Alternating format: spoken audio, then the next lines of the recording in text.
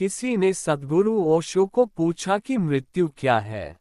ओशो कहते हैं कि मृत्यु है ही नहीं, मृत्यु एक झूठ है, सरासर झूठ, जो न कभी हुआ न कभी हो सकता है। जो है वह सदा है। रूप बदलते हैं। रूप की बदलाहट को तुम मृत्यु समझ लेते हो। तुम किसी मित्र को स्टेशन पर विदा करने गए, उसे गाड़ी में बिठा दिया, नमस्कार कर ली, हाथ हिला दिया, गाड़ी छूट गई। क्या तुम सोचते हो यह आदमी मर गया?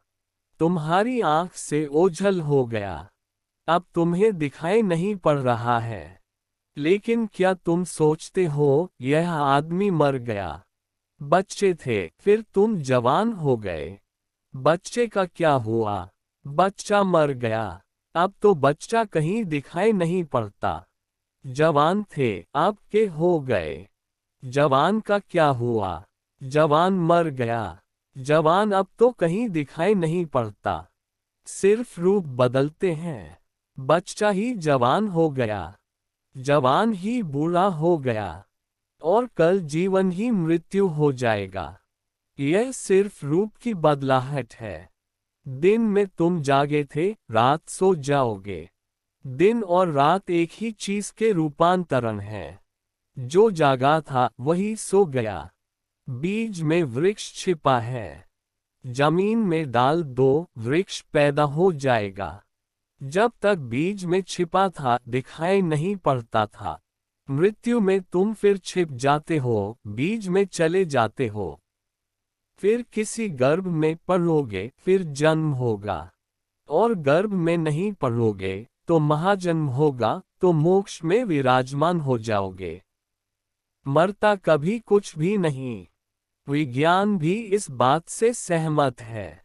विज्ञान कहता है किसी चीज को नष्ट नहीं किया जा सकता।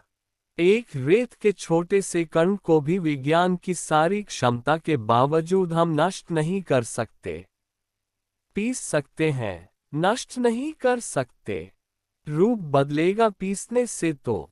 रेत को पीस दिया तो और पतली रेत हो गई। उसको और पीस दिया तो और पतली रेत हो गई। हम उसका अणु विस्फोट भी कर सकते हैं। लेकिन अणु टूट जाएगा तो परमाणु होंगे, और पतली रेत हो गई।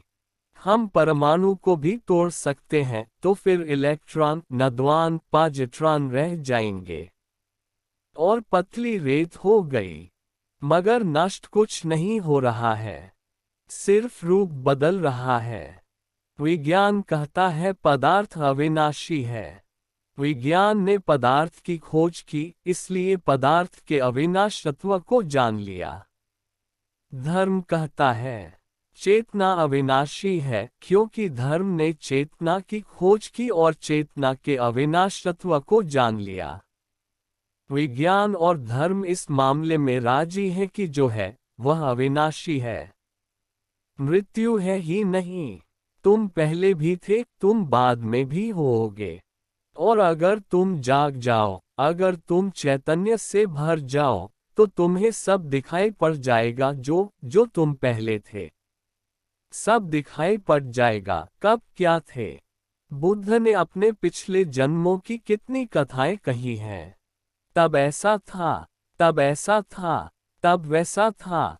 कभी जानवर थे, कभी पौधा थे, कभी पशु थे, कभी पक्षी। कभी राजा, कभी भिखारी, कभी स्त्री, कभी पुरुष। बुद्ध ने बहुत कथाएं कही हैं। वह जो जाग जाता है उसे सारा स्मरण आ जाता है। मृत्यु तो होती ही नहीं। मृत्यु तो सिर्फ पर्दे का गिरना है। तुम नाटक देखने गए, पर्दा गिरा। क्या तुम सोचते हो मर गए सब लोग जो पर्दे के पीछे हो गए? वे सिर्फ पर्दे के पीछे हो गए। अब फिर तैयारी कर रहे होंगे।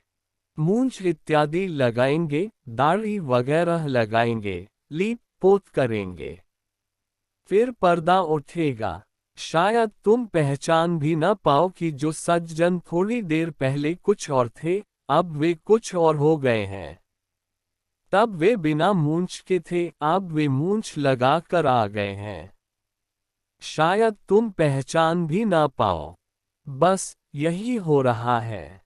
इसलिए संसार को नाटक कहा है, मंच कहा है। यहाँ रूप बदलते रहते हैं।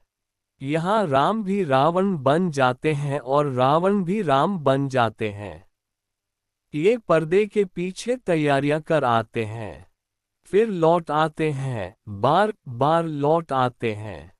तुम पूछते हो मृत्यु क्या है? मृत्यु है ही नहीं। मृत्यु एक भ्रांति है, एक धोखा है। सरूर एक दर्द गुदाजे फुगा से पहले था। सरूर एक गम मेरे सोजे बया से पहले था।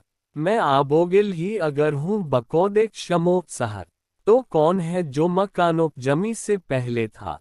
ये कायनात बसी थी तेरे तसव्वुर में, वजूदे हर दो जहां कुन फिका से पहले था। अगर तलाश हो सच्ची सवाल उठते हैं, यकीने रासिखों महकम गुमा से पहले था। तेरे ख्याल में अपना ही अक्से कामिल था। तेरा कमाल मेरे इब्तिहा से पहले था। मेरी नजर ने तेरे नक्यो पा में देखा था। जमाले कहकशा से पहले था। छुपेगा ये तो फिर ऐसा ही एक उभरेगा, इसी तरह का जहां इस जहां से पहले था। तजलियात से रोशन है चश्मे शौक मगर, कहाँ वो जलवा जो नामो निशा से पहले था। सब था पहले ऐसा ही, फिर ऐसा ही होगा। यह दुनिया मिट जाएगी तो दूसरी दुनिया पैदा होगी। यह पृथ्वी उजड़ जाएगी तो दूसरी पृथ्वी बस जाएगी। तुम इस देह को छोड़ोगे तो दूसरी देह में प्रविष्ट हो जाओगे। तुम इस चित्तदशा को छोड़ोगे तो नई चित्तदशा मिल जाएगी। तुम अज्ञान छोड़ोगे तो ज्ञान में प्रतिष्ठित हो जाओगे, मगर मिटेगा कुछ भी नहीं। मिटना होता ही नहीं। सब यहाँ अविनाशी है। अमृत इस अस्तित्व का स्वभाव है।